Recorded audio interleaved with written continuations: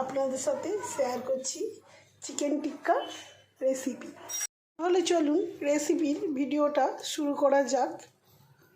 এখানে আমি 250 গ্রাম চিকেনের টুকরো নিয়েছি। এই চিকেন টিক্কা রেসিপিটা অবশ্যই একবার বাড়িতে ট্রাই করবেন। এরপর দিয়ে দিচ্ছি লেবুর রস, আর দিচ্ছি 1 চামচ আদা রসুন বাটা।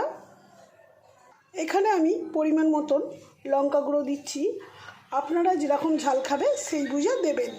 চিকেনটা একটু চটপটি হওয়ার জন্য দিয়ে দিচ্ছি পরিমাণ মতন চাট মশলা, দিচ্ছি সানরাইসের গরম মশলা গুঁড়ো, দিচ্ছি স্বাদ মতন লবণ, দিচ্ছি 1 চামচ সাদা তেল,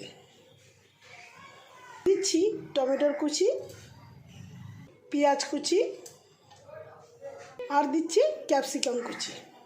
সব শেষে দিয়ে দিচ্ছি গোলমরিচ গুঁড়ো। চিকেনটা ভালো করে মিশিয়ে নেব। সহজভাবে ঘরের উপকরণ দিয়ে আমি এই রেসিপিটা বানাচ্ছি। চিকেনটা 20 মিনিটের জন্য রেস্টে রেখে দিচ্ছি ঢাকা দিয়ে। 20 মিনিট পর ফিরে এলাম।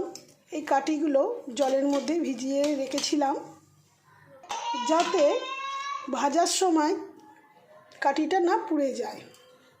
টিক্কাটা এখন আমি এইভাবে কাঠির মধ্যে গিঁথে নিচ্ছি একে একে।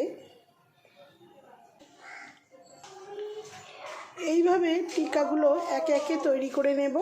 চিকেন টিক্কা তৈরি করে রেডি করে নিয়েছি। দিয়ে দিচ্ছি পরিমাণ মতন সাদা তেল। এরপর গরম তেলের মধ্যে চিকেন টিক্কাগুলো ভেজে নেব।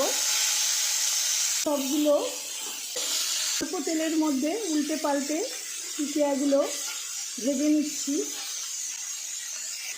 এইভাবে উল্টে পাল্টে ভেজে নিতে হবে।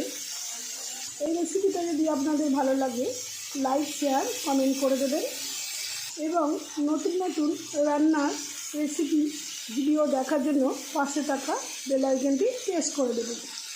খুব সহজ পদ্ধতিতে এই চিকেন টিক্কাটা বানিয়েছি। আপনারা বাড়িতে একবার অবশ্যই ট্রাই করবেন।